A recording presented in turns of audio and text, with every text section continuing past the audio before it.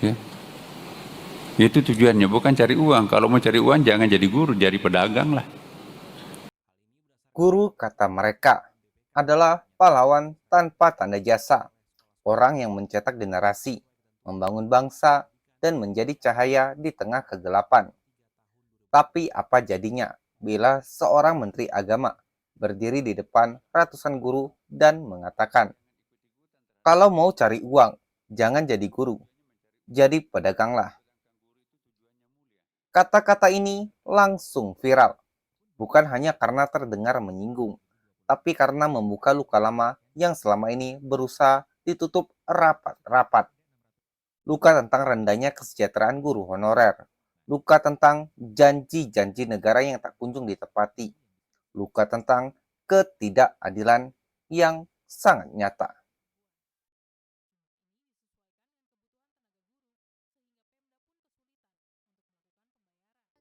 Acara itu adalah pembukaan pendidikan profesi guru bab ketiga tahun 2025 di UIN Syarif Hidayatullah.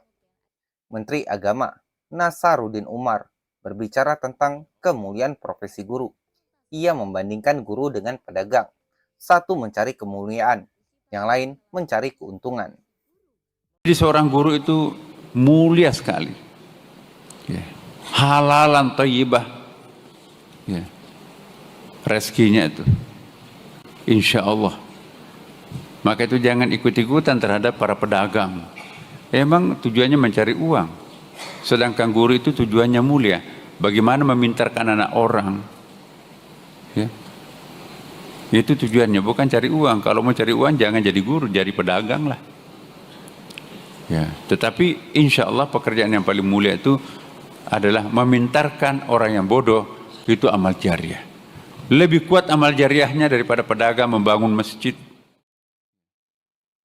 Maka itu, jangan ikut-ikutan para pedagang. Emang tujuannya mencari uang, sedangkan guru itu tujuannya mulia. Bagaimana memintarkan anak orang, itu tujuannya, bukan cari uang. Kalau mau cari uang, jangan jadi guru, jadi pedaganglah.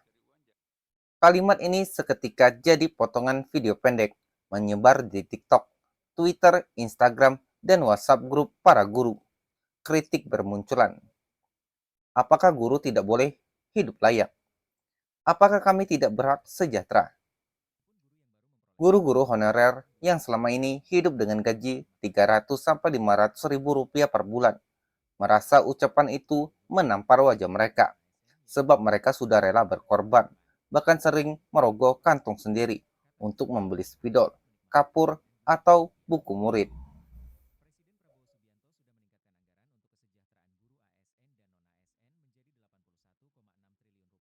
Menyadari badai kritik kian membesar, Menteri Agama akhirnya memberikan klarifikasi.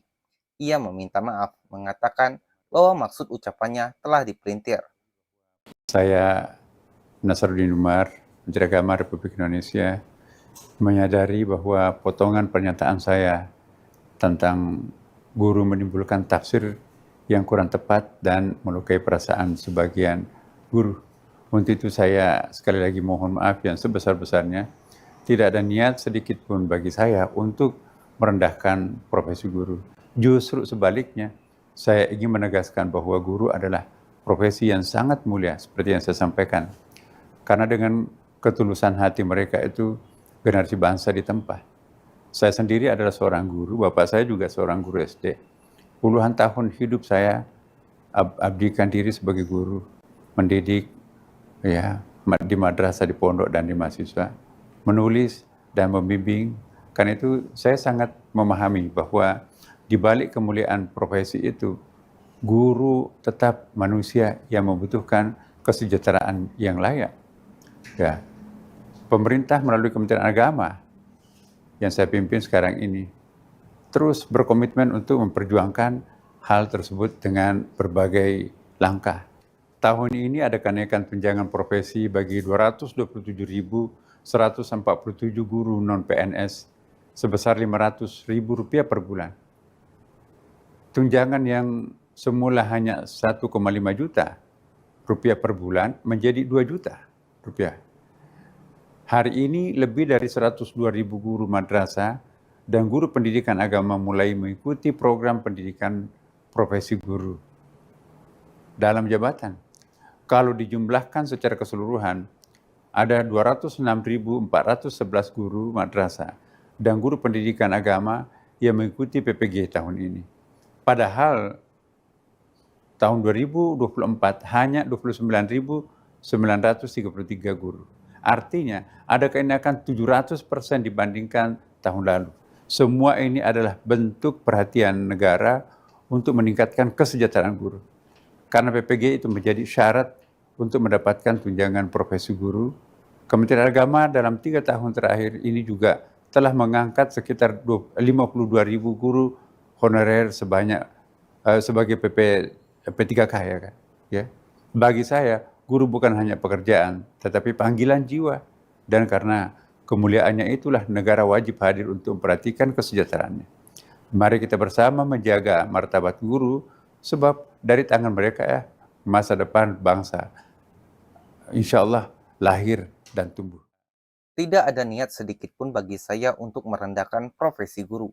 Justru sebaliknya, saya ingin menegaskan bahwa guru adalah profesi yang sangat mulia. Saya pun seorang guru yang telah mengabdikan hidup di ruang kelas. Saya paham betul, guru tetap manusia yang membutuhkan kesejahteraan. Namun meski ada klarifikasi, publik terlanjur kecewa, sebab masalahnya bukan sekedar salah ucap, tapi karena realitas yang dihadapi guru memang pahit.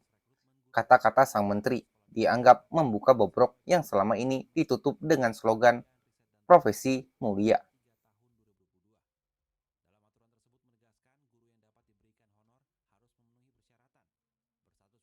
Mari kita lihat fakta di lapangan.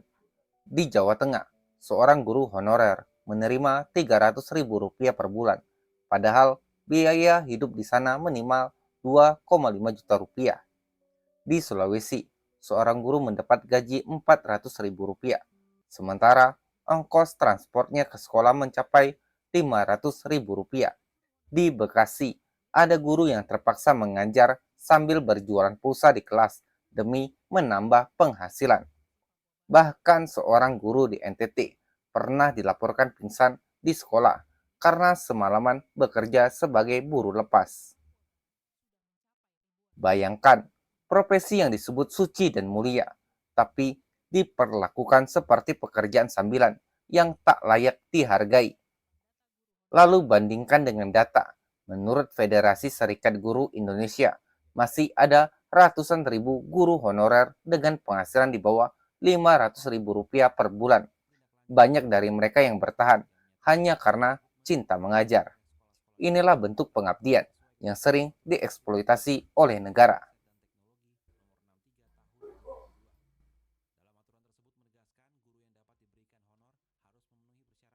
Menteri Agama berargumen bahwa pemerintah terus berupaya.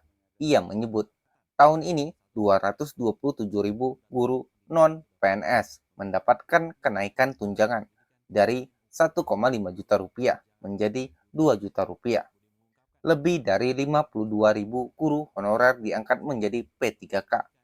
Program PPG melonjak hingga 700% peserta dibandingkan tahun lalu. Sekilas, angka ini terlihat fantastis, namun bila dikupas, ternyata masih jauh dari cukup.